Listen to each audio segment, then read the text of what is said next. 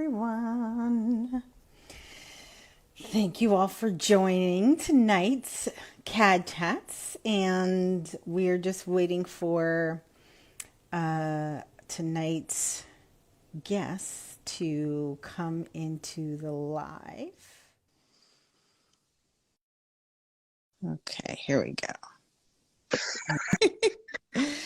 Okay, I think we're okay. I don't hear any feedback, so that's good. Okay. All right. Well, how are you?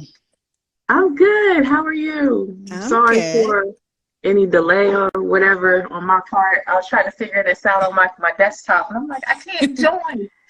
Yeah, it will only allow you to join from, with the lives, it will only allow you to join from your phone or from your iPad.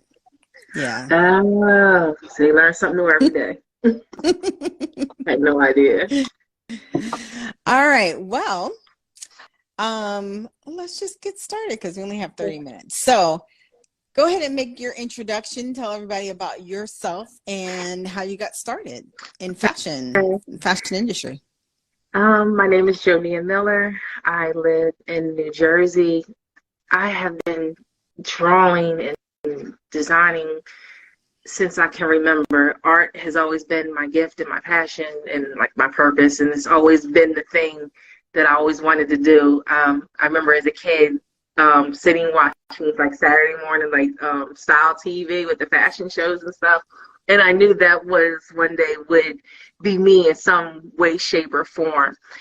And it's just always been the one thing that always gave me like joy and made me happy. It's just like I knew that was my thing. Like I could sit and draw for hours and don't feel like time has passed. I went to the Art Institute of Philadelphia many, many moons ago, and I didn't just jump into fashion design. I did at one point and was trying to make a living at it and everything, but life was like, oh, people were like, go back to school just in case, just to have something under your belt, and I did, and it kind of pushed me in a different direction. Like I went back to school for psychology and worked in mental health for like 10, 15 years plus, and had a family, so art and design got kind of put on the back burner for a while.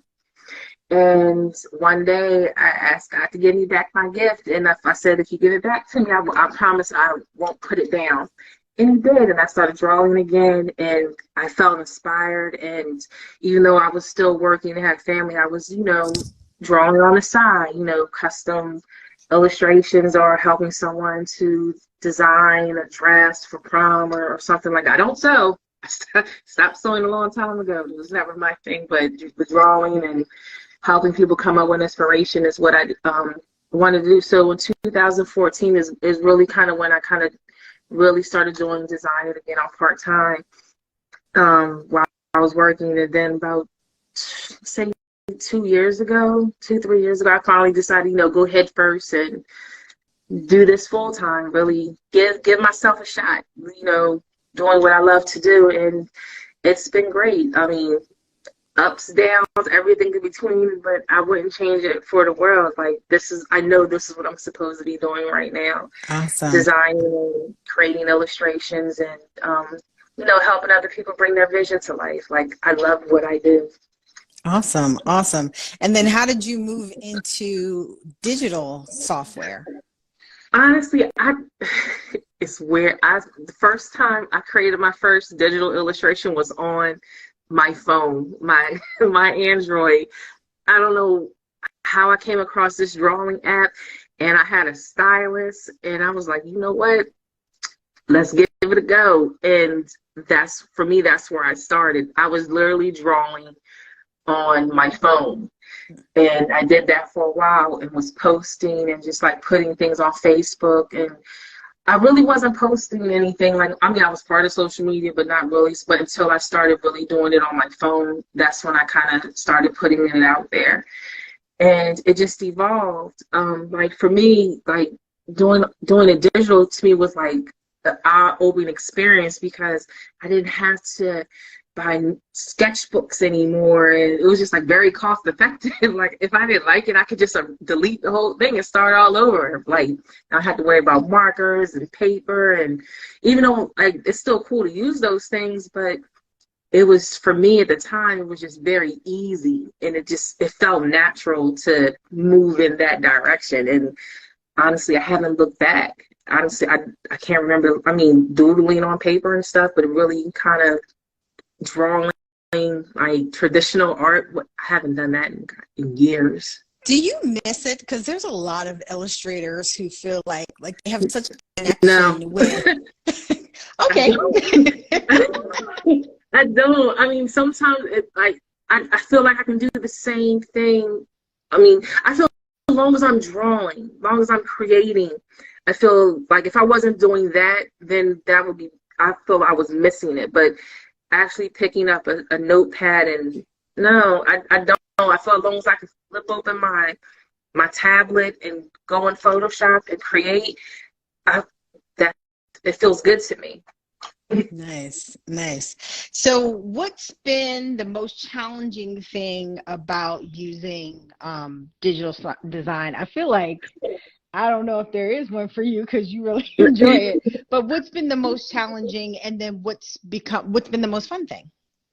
Honestly, the most challenging thing was creating brushes, trying to mimic the things that you want to create versus like, making eyelashes, making sure they have the point on. I mean, just creating brushes to mimic the kind of designs and techniques that you want to use. To me, that was challenging. Like it was kind of a lot of YouTube videos, how to create your own brushes, tests, trial and error. Like with hair, how do you mimic hair like in digital form versus creating on paper? Like you have, I mean, the traditional markers. I knew how to do that with markers and pencils, but going over to digital, how do you mimic that? Like, yeah, there was no, for me, there were no books, or it was all, I went to YouTube University to find out all those tricks and stuff. And to me, that was like, I'm a very visual person, so me looking at the videos and being able to save them and go back to them, and that's how I learned. And to me, that's been the most fun, to create your own brushes. Like I know, like I use Photoshop a lot. That's my main software that I use for my artists on Photoshop. And they have their own brushes, and you can download them. But it's a lot of stuff that I don't necessarily use. So I created brushes that work for me, and that's what I kind of stick to when I'm creating my artwork.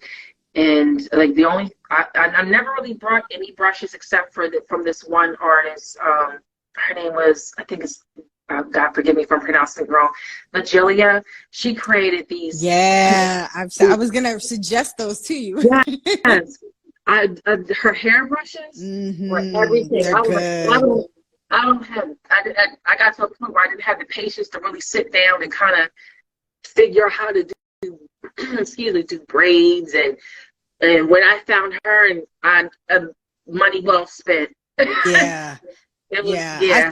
I found her last year, and I was like, what? These are amazing. Yeah, the hair brushes are everything. Yeah. Like it makes life so much easier. Like when I'm doing art, and like if I'm doing braids or locks and stuff. Again, I knew how to do those things, but having them already created, like cut a couple extra steps out, it's cool. It's huge. It's huge. Yes. Now, other than Photoshop, and December asked this question, do you use any other apps? Because I know I know that you love Photoshop.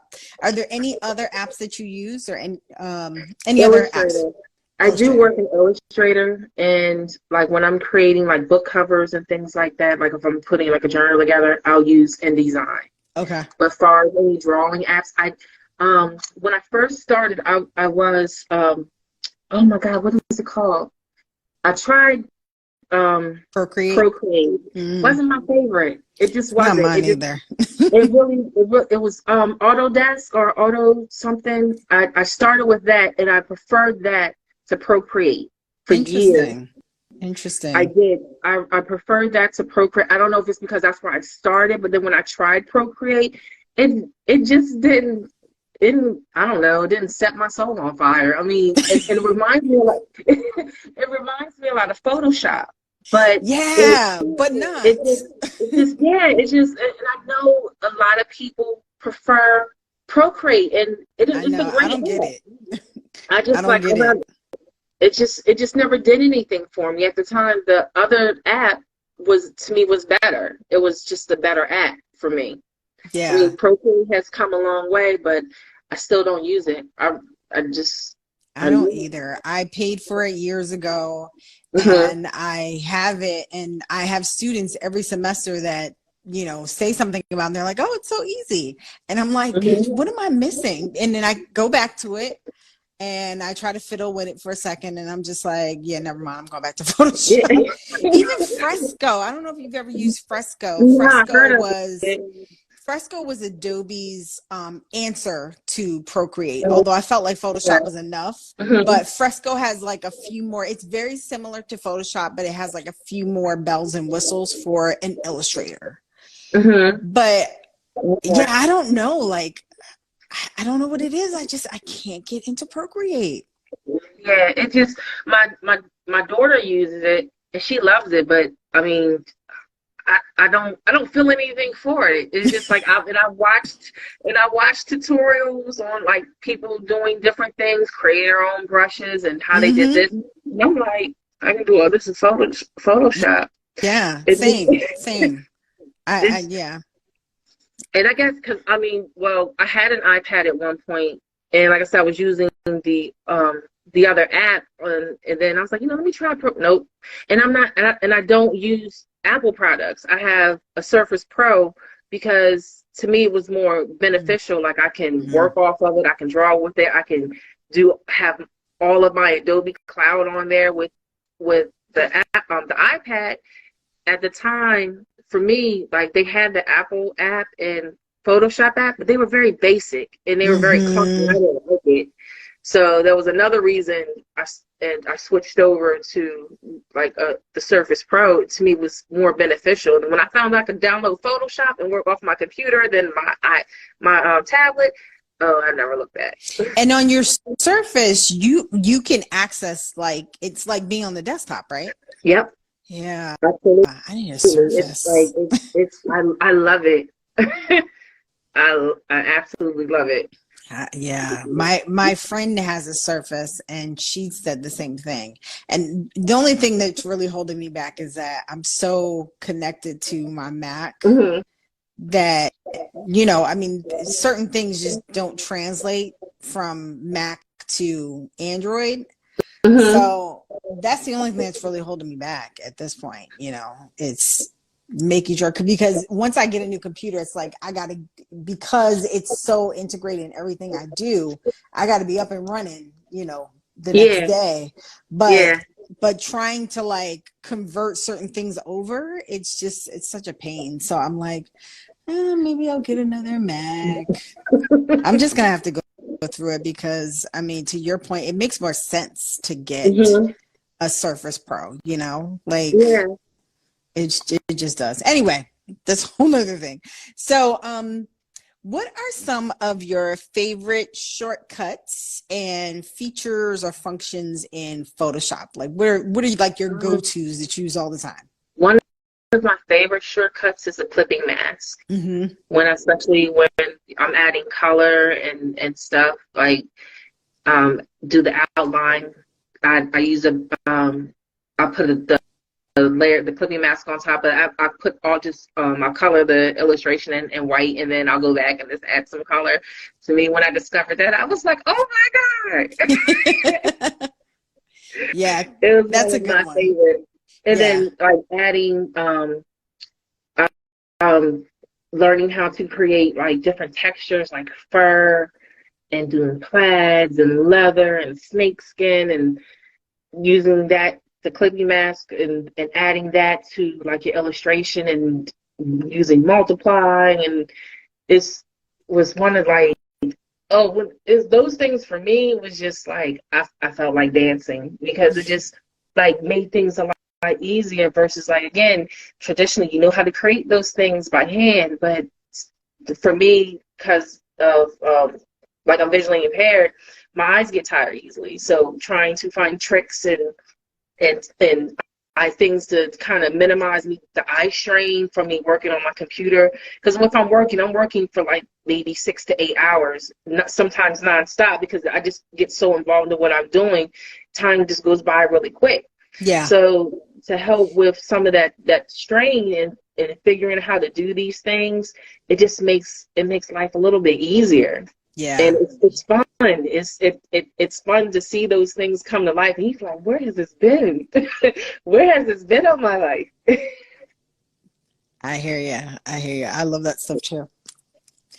So what are you currently working on?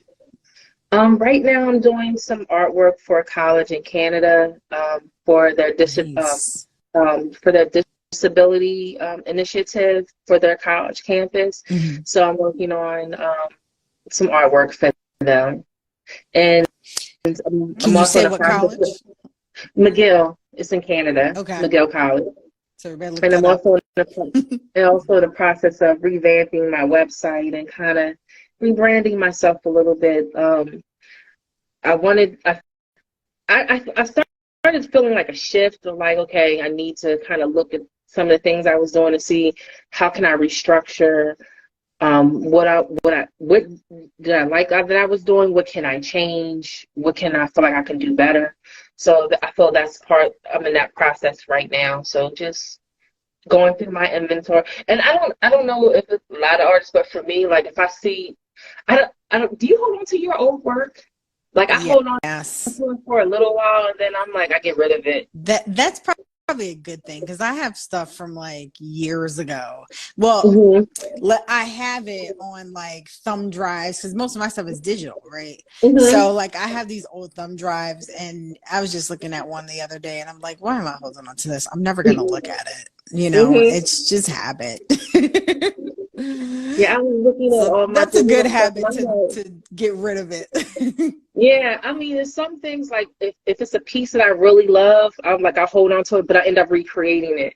Mm-hmm. And I was just going through like some of my old stuff, and I'm like, and for me, it's like my style has evolved. So it's like there's no point in me really keeping it anyway, unless I'm keeping it for reference. Yeah. But it's like I look at stuff I did a couple years ago versus what my style looks like now. And it's cool to see your own progression. Yeah. But it's like it doesn't look like me anymore.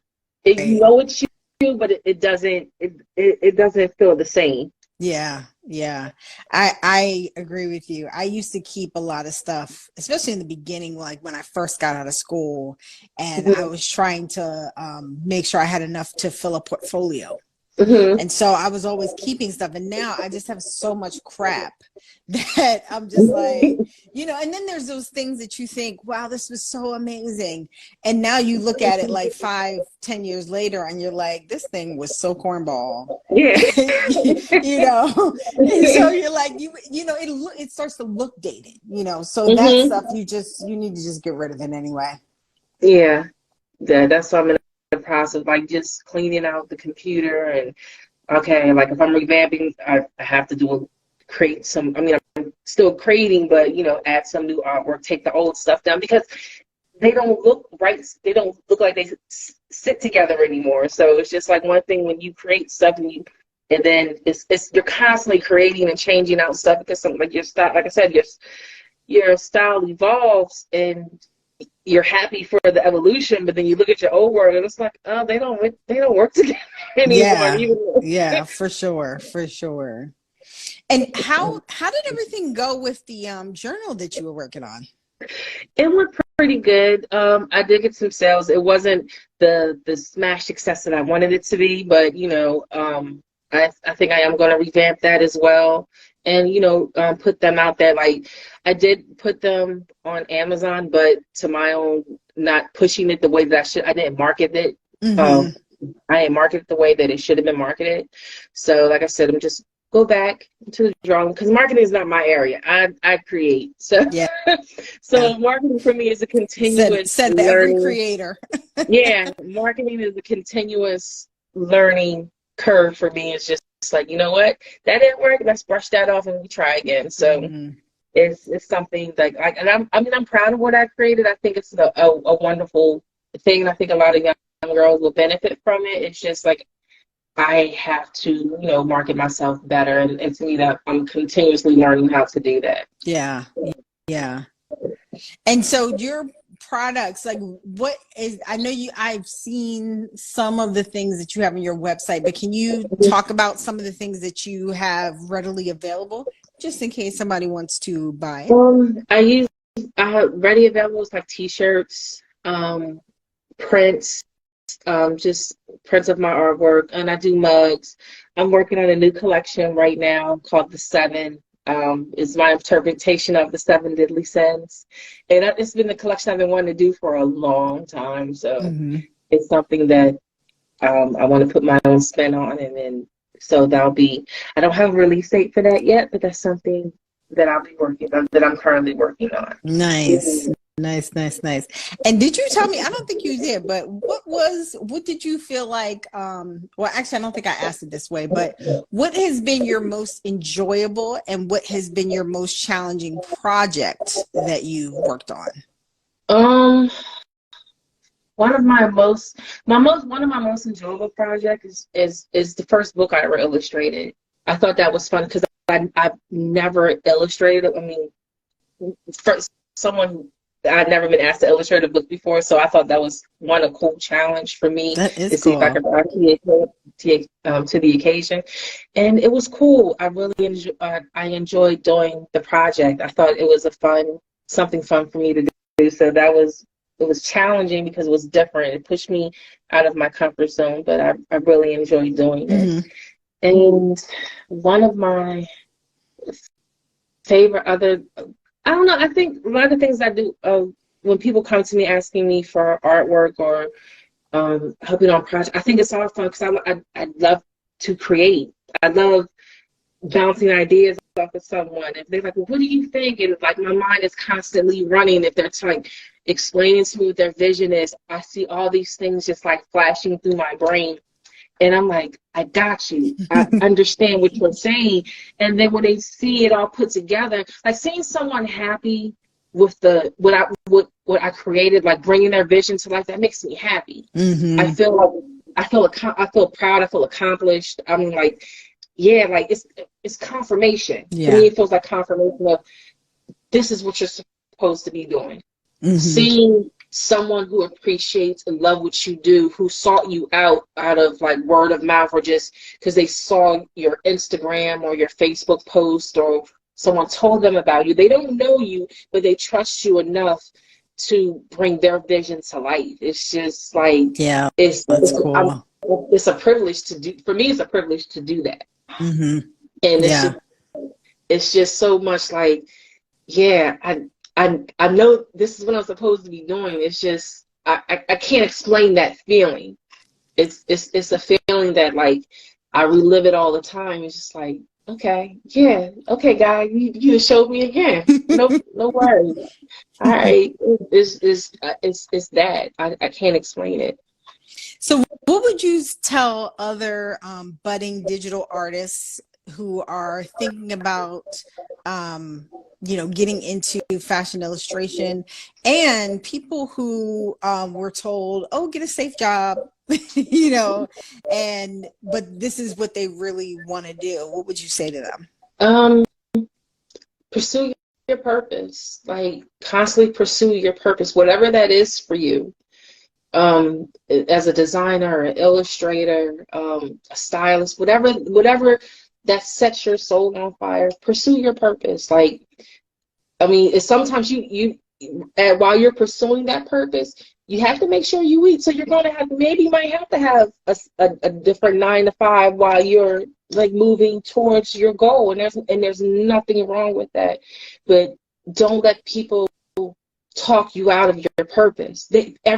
Your dream, and I had to learn this, my dream isn't everybody's dream. And people telling you to do something else just in case is not because they don't want you to succeed. It's because they want to make sure you're good. They want the best for you. Like when Mm-hmm. people told me, oh, just go back to school just to have something under your belt, wasn't hate. It was concern. Like, I know what your dream is, and I wholeheartedly support your dream, but until you make it, maybe you should consider doing this. And not saying that me doing that derailed my dreams. I believe we all have a purpose and a destiny, and sometimes we make a left turn that might take us miles out of the way, but I feel we'll always end up where we're supposed to be. And I wholeheartedly believe I am where I'm supposed to be, Mm-hmm. regardless of the delay in getting there. I'm exactly where I'm supposed to be right now. And I would say to other people, what I mean, everybody's not going to understand your dream, and that's cool. Everybody's not going to respect it because it's not their dream. It's yours. It's your vision that God has placed in your soul and your inner being, and He gave that to you for you to bring into life and to share that with the world. Yes. And that's you have to be responsible for that, and you have to like hold on to that. And it's not easy. Like, just because God placed that dream in your chest, it doesn't mean it's going to happen overnight.